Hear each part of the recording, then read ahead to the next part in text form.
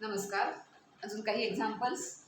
If a plus b plus c is equal to pi, then show that cos square 2a plus cos square 2b plus cos square 2c is equal to 1 plus 2 cos 2a cos 2b cos 2c. So आपण left side consider करूया. cos square 2a 2b वगैरे आहे. So आपण double अँगलचे फॉर्म्युले इथे apply करणार आहोत. cos 2 theta याचे काही 4 फॉर्म्युलेज आपल्याला माहिती आहेत. त्याच्यात कॉसशी रिलेटेड कुठला फॉर्म्युला आहे आणि त्याच्यावरनं आपल्याला cos square 2a ची व्हॅल्यू लिहिता येते का ते बघूया. मग इथे cos स्क्वेअरच्या 3 टर्म्स आहेत. त्या तीन टर्म्सपैकी कुठल्या टर्म्स आधी कन्सिडर करायच्या, कुठल्या टर्म्ससाठी नंतर आपण एखादा फॉर्म्युला अप्लाय करायचा, ते एक एक आपण सोडवताना लक्षात येईलच. सो आधी आपण LHS कन्सिडर करूया. त्याच्या आधी आपल्याला a plus B plus C is equal to pi हे गिव्हन दिलेलं आहे. त्याच्यावरनं कुठे 2 पायची व्हॅल्यू आपल्याला जर कन्सिडर करावी लागेल तर 2 पायची व्हॅल्यू पण आपण काढून ठेवायची. मग इथे 2 पाय करायचं असेल तर या सगळ्याला आपण 2 ने मल्टिप्लाय करावं लागेल. सो आधी गिव्हन काय ते घेऊया. So given a plus b plus c is equal to pi. So that implies 2a plus 2b plus 2c is equal to 2 pi. कारण 2 पाय ची व्हॅल्यू आपण इक्वेशन 1 म्हणून याला 2 पाय ची व्हॅल्यू आपण काय इथे इव्हॅल्युएट करून ठेवली आहे, कुठेच लागली. कारण आपल्याला माहिती आहे कॉस आणि साइन ही सायक्लिक फंक्शन आहेत, म्हणजे पिरियॉडिक फंक्शन आहेत. सो कॉस थीटा प्लस 2 पाय म्हणा किंवा 2 पाय मायनस थीटा म्हणा तरी कॉसची व्हॅल्यू सेमच राहते. सो ती कुठे आपल्याला अप्लाय करता आलं का ते करता येईल, म्हणून याला इक्वेशन नंबर 1 असं आपण म्हटलंय. आता आपण LHS कन्सिडर करूया आणि काय सिम्प्लिफाय करता येते, कुठले डबल अँगलचे फॉर्म्युले अप्लाय करायला लागतात ते बघायचं. So consider LHS is equal to cos square 2a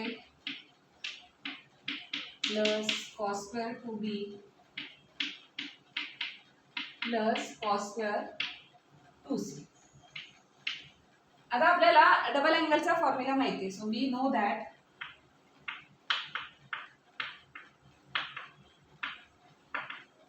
cos 2 theta is equal to 2 cos square theta minus 1. हा फॉर्म्युला आपल्याला माहिती आहे. सो आता इथे cos स्क्वेअरच्या टर्मसाठी हा फॉर्म्युला आपल्याला अप्लाय करावा लागणार आहे. मग cos स्क्वेअर थीटाची व्हॅल्यू हवी असेल तर आपल्याला इथे 1 इकडे ट्रान्सफर करायला लागेल आणि 2 इकडे घ्यायला लागेल. So that implies 1 plus cos 2 theta is equal to 2 cos square theta. पण हे 2 पण इकडे घेऊया. That implies 1 plus cos 2 theta upon 2 is equal to cos square theta. So काय काय आहे बघा, इथे cos square theta आहे, त्याची जर व्हॅल्यू आपण अप्लाय करायची आहे तर 1 प्लस cos 2 theta, म्हणजे इथे जो अँगल आहे त्याचा इथे डबल अँगल लागतो. 1 plus cos that double angle आणि अपॉन 2 ही व्हॅल्यू आपण इथे अप्लाय करू शकतो. Because we know that this formula, हा फॉर्म्युला फक्त मॉडिफाय करून आपण हे असं लिहिलेलं आहे आणि हे आता आपण इथे या LHS साठी यूज करायचं. सो cos स्क्वेअर थीटा आहे ना सगळीकडे, cos square this theta, cos square theta. So या सगळ्या cos स्क्वेअर थीटासाठी आपण हा फॉर्म्युला अप्लाय करायचा. त्यातले किती cos स्क्वेअर थीटासाठी अप्लाय करायचं, तर आधी आपण 2च साठी अप्लाय करूया. कारण काय 2 टर्म साठी जर अप्लाय केला तर कुठेतरी cos 1 plus cos 1 plus cos म्हणजे cos प्लस cos अशा टर्म्स येतील आणि मग cos c plus cos d चे फॉर्म्युले आपल्याला माहिती आहेत. सो ते अप्लाय करता येतील. त्यामुळे तीनही टर्मसाठी डायरेक्ट अप्लाय करू नका. ज्या ठिकाणी लागेल की थर्ड टर्मसाठी सुद्धा अप्लाय करायला हवाय त्या ठिकाणी अप्लाय करायचा. कारण आपल्याला आता माहिती आहे हा फॉर्म्युला काय आहे. तो cos स्क्वेअरची व्हॅल्यू आपण या LHS मध्ये सबस्टिट्यूट करूया. So that implies LHS is equal to cos square theta कसं होतं 1 प्लस cos 2 थीटा म्हणजे डबल अँगल आणि हे upon 2. So cos square 2a कसं होणार, that implies 1 plus cos double angle 2a चा डबल अँगल 4a अपॉन 2. हा formula apply करून आपण इथे लिहिला. b साठी पण अप्लाय करूया. 1 प्लस अँगल नीट बघा कोणता आहे, हा 2b आहे. सो इथे 4b होईल अपॉन 2 प्लस हे cos स्क्वेअर 2c तसंच ठेवूया सध्या. कारण ह्या दोघांच्या ऍडिशन मध्ये cos a plus cos b चा फॉर्म्युला अप्लाय करता येईल. 3 टर्म्स आल्या cos a cos b plus cos c, तर तसा डायरेक्ट फॉर्म्युला नाही लिहिते. मग आधी आपण या 2 साठी काही सिम्प्लिफाय होते का बघूया, मग ह्याला कसं इथे आणायचं ते आपण बघणार आहोत. आता इथे 1/2 plus this term by 2, 1/2 plus हे आहे ते सगळं सेपरेट करून घेऊ. So which is equal to 1/2 plus cos 4a upon 2 plus 1/2 plus cos 4b upon 2. हा फॉर्म्युला इथे व्यवस्थित लिहायला फक्त चेक करत जाऊ ना. प्लस कॉस स्क्वेअर 2c आत्ता तरी तसंच ठेवलं. कॉस स्क्वेअर 2c चा आता आपण कॉस 2c कॉस 2c असं लिहू शकतो कारण स्क्वेअर आहे ना, सो आपण त्या दोन टर्म्स सेपरेट म्हणून लिहू शकतो. आता हे 1/2 सेपरेटली रिअल नंबर्स आहेत, त्यांची ॲडिशन आपण डायरेक्ट करू शकतो. ती किती आली 1. So that implies 1 plus. आता ह्या दोन टर्म मध्ये काही कॉमन आहे का बघूया. ही टर्म आणि ही टर्म कारण सेम आहेत ना, तर आपल्याला ॲडिशन ऑफ अँगलचा फॉर्म्युला अप्लाय करता येईल म्हणून एकत्र घेऊया. सो ह्या दोन टर्म मध्ये काय 1/2 कॉमन दिसते. सो 1/2 इंटू ब्रॅकेट अनकॉमन काय आहे cos 4a प्लस दिस cos 4b. सो आपल्या किती टर्म्स आपण कॅल्क्युलेट म्हणजे हे करून झालंय 1/2 प्लस 1/2 1 झालं. या दोन टर्म मधनं 1/2 कॉमन आणि हे uncommon plus cos square 2c लिहिताना आपण असं लिहिलं cos 2c cos 2c.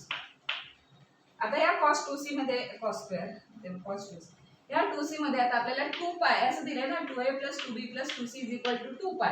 So 2c ची व्हॅल्यू जर काढायची आली तर ह्या इक्वेशन वरनं सहज काढता येईल. 2a आणि 2b ला तिकडे ट्रान्सफर केलं की cos 2c ची व्हॅल्यू लिहिता येईल. ती कधी लिहायची गरज पडेल तर आपण ती लिहू. आता आधी नेक्स्ट स्टेपला काय करणार cos 4a + cos 4b means cos c + cos b चा फॉर्म्युला अप्लाय करायला लागणार आहे. तो आधी अप्लाय करून घेऊया. त्याच्यानंतर काही कॉमन वगैरे येते का आणि मग इथे काही cos 2c साठी काही या इक्वेशन 1 मधनं काही सबस्टिट्यूट करावं लागेल का वगैरे चेक करू. सो इक्वेशन 1 हे लागणारच आहे आपल्याला. पुढे LHS = काय झालं बघूया आता. सो दॅट इम्प्लाइज LHS = हा 1 आहे 1 plus 1/2 into bracket cos 4a + cos म्हणजे cos c + cos d चा फॉर्म्युला काय असतो 2 cos c + d/2 cos c - d/2. तो आठवत असेल रिझन मध्ये तो कुठला फॉर्म्युला अप्लाय केला हे प्रत्येक स्टेपला लिहायचं. जेव्हा तुम्ही एखादा फॉर्म्युला अप्लाय करता तेव्हा एकदा सुरुवातीला लिहायचं we know that this formula आणि फॉर्म्युला स्टेट करायचा. अदरवाईज स्टेटमेंट आधी लिहायचा आणि मग नंतर रिझन मध्ये लिहायचं की this formula has been used म्हणजे तो फॉर्म्युला यूज केला असं आपण लिहायचं. So cos c + cos d हा फॉर्म्युला अप्लाय करायचा आहे आपल्याला. So 2 cos c + d means 4a + 4b/2 4a + 4b/2 cos c - d 4a - 4b/2. So आपण या टर्मसाठी हा फॉर्म्युला अप्लाय केला plus cos 2c * cos 2c. आता आपण तसंच ठेवलंय, कधी लागेल तेव्हा आपण इक्वेशन 1 चा यूज करू शकतो. सो c + d चा आपण इथे फॉर्म्युला यूज केलेला आहे. आता इथे बघितलं तर हा 2 आणि हा 2 मल्टिप्लिकेशन मध्ये त्यामुळे तो तिथेच कॅन्सल होईल.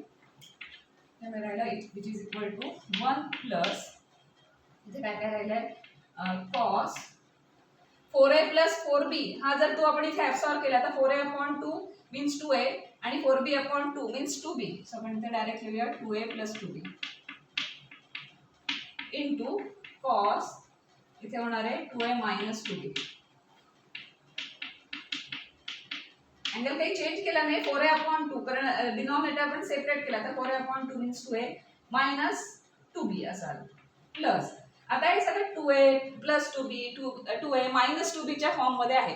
त्यामुळे इथला जे cos 2c मधला एक cos 2c आहे तो थोडासा आपण चेंज करूया. मग तो चेंज कसा करायचा आहे तर 2π मायनस हा 2a - 2b केलं तर 2c ची व्हॅल्यू मिळेल. सो इक्वेशन आता साधा अल्जेब्रा आहे त्यामुळे प्रत्येक स्टेप अगदी लिहित बसायला हवं असं नाही. सो 2π मधनं हा सगळा ब्रॅकेट तिकडे मायनस केला की 2c ची व्हॅल्यू मिळेल. सो आपण cos 2c साठी एका cos साठी आपण ती व्हॅल्यू अप्लाय करूया. सो cos चा एक अँगल असा घेऊया 2π - 2a + 2. एवढा मोठा अँगल येतो एका cos of 2c means 2π - 2a + 2b 2a + 2b ला पुन्हा ब्रॅकेट घातला नेमकं मग दोन्ही मायनस लिहून टाका कारण बाहेर मायनस साइन आहे. आता इथे 2a + 2b ह्या व्हॅल्यू साठी पुन्हा इक्वेशन 1 वरून काही व्हॅल्यू सबस्टिट्यूट करता येईल का. त्याला आता त्याचा फ्रॉम इक्वेशन मध्ये इथे यूज केलं ना आपण इक्वेशन मध्ये इक्वेशन 1 असं लिहायचं. 2a + 2b ची व्हॅल्यू काय येईल 2π - 2c हे 2c तिकडे ट्रान्सफर केलं की 2a + 2b ची value. So which is equal to 1 plus cos of 2 pi minus 2c. आता आपल्याला माहिती आहे पिरियॉडिक फंक्शन आहे, त्यामुळे cos of 2 pi minus 2c लिहिलं काय किंवा cos ऑफ 2c लिहिलं काय, या दोघांच्या व्हॅल्यू डिफरंट येतील का? नाही, सेमच येणार आहे. कारण पिरियॉडिक फंक्शन असल्यामुळे हा जो थीटा आहे तो थीटा या 2 पाय मधनं मायनस केला किंवा नुसतं cos थीटा व्हॅल्यू काढली तरी दोन्ही व्हॅल्यू सेम असतात. त्यामुळे आता आपण हे इक्वेशन 1 वरून असं अप्लाय केलं की 2 पाय मायनस 2c या अँगलची व्हॅल्यू आहे. पण त्याने काही फरक पडणार नाही, उलट त्याने आणखीन काय होणार आहे, ह्याची व्हॅल्यू cos 2c लिहिता येईल आणि ह्या टर्म मधनं आणि ह्या टर्म मधनं कुठेतरी cos 2c नेक्स्ट स्टेपला आपल्याला कॉमन घेता येईल. कारण सारखं RHS कडे लक्ष ठेवायचं, RHS मध्ये cos 2c आहेच प्रेझेंट, त्यामुळे आपण दोन्ही cos 2c ला अप्लाय नाही केल्या व्हॅल्यू, एक cos 2c आपल्याला लागणार आहे RHS मध्ये, सो तो तिथे एक cos 2c ठेवलाय. आता हा 2a आणि 2b कसा आणता येईल ते आपण आता बघतोय. त्यामुळे आता ह्या cos 2a plus 2b ला आपण असं रिप्लेस करू शकतो 2 पाय minus 2c again from equation 1, कारण 2a plus 2b is equal to 2 पाय minus 2c into cos 2a minus 2b plus this cos 2c into cos 2 पाय. आता इथे पण आपण नेक्स्ट स्टेपला ते करू की 2 पाय मायनस थीटा असेल, cos of 2 pi minus theta is cos theta आहे. आता आधीच्या काही व्हिडिओज मध्ये आपण बघितलं आहे अँगलशी रिलेटेड कसे ट्रिग्नोमेट्रिक रेशो वर्क होतात ते. So 2 pi minus 2a plus 2b.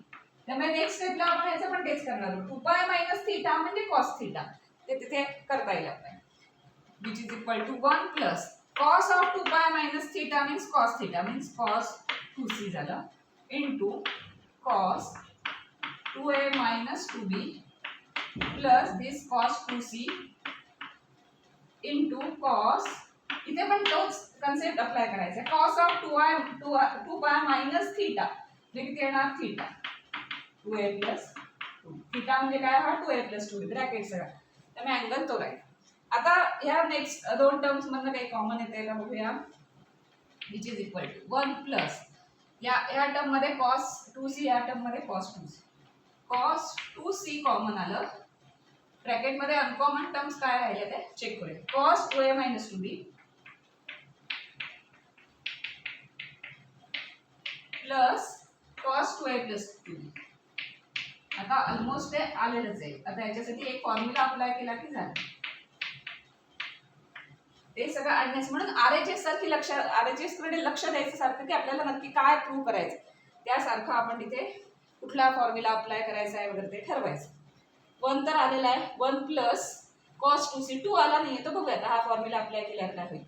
आता जेव्हा आपण cos c plus cos b sin c plus sin d चे फॉर्म्युले प्रूव्ह करत होतो त्या व्हिडिओत तुम्ही बघितलं असेल तर मध्येच काही फॉर्म्युले प्रूव्ह झाले होते आणि त्यांना इक्वेशन नंबर दिले होते, तेव्हा म्हटलं होतं की हे फॉर्म्युले त्या लिस्टमध्ये ॲड करा, कारण हे फॉर्म्युले म्हणून तुम्ही अप्लाय करू शकता. त्यातलाच एक फॉर्म्युला आहे cos of a plus b, या 2a ला a आणि ह्याला b किंवा c प्लस d काही म्हणा, cos of a plus b plus cos of a minus b plus असं आहे, त्यामुळे ही टर्म इथे आणि ही टर्म इथे असं लिहिलं तरी चालेल. So cos of a plus b plus cos of a minus b याच्यासाठी फॉर्म्युला काय आहे 2 cos a cos b असा तो फॉर्म्युला आहे.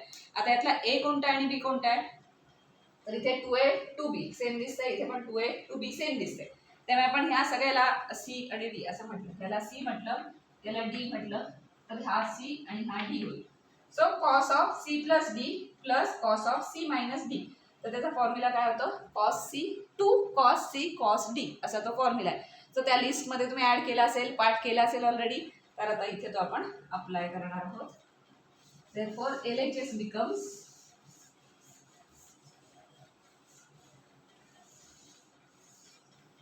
LHS is equal to 1 plus cos 2c आणि या सगळ्या टर्मसाठी फॉर्म्युला अप्लाय करायचा आहे 2 cos a म्हणजे 2 cos c, c म्हणजे किती आहे 2 आहे, cos b म्हणजे cos दुसरा अँगल तो किती आहे 2b. आता हे सगळं मल्टिप्लिकेशन मध्ये त्यामध्ये रिअरेंज करून लिहूया. 1 प्लस 2 आधी लिहूया 2 a b c ह्या ऑर्डरने लिहायचं असेल तर cos 2a cos 2b and cos 2c आणि हेच आपल्याला प्रूव्ह करायचं होतं. 1 प्लस 2 म्हणजे सगळ्या टर्म्स ज्या लागणार आहेत RHS मध्ये त्या व्यवस्थित आलेल्या आहेत, त्यांना ते प्रूव्ह झालेलं आहे. So which is equal to RHS. So LHS is equal to आपल्याला RHS मिळाली.